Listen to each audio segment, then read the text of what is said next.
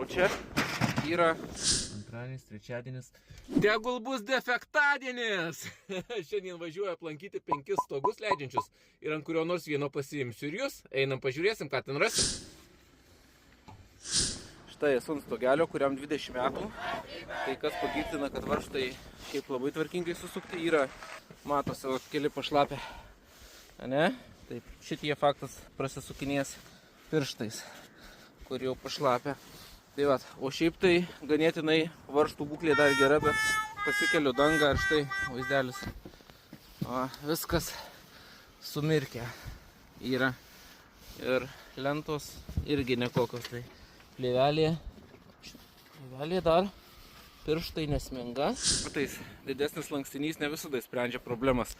Matosi visur sušlapus danga. O atsitiko dėl to, kad keitėsi danga visur aplink. O čia yra sena danga.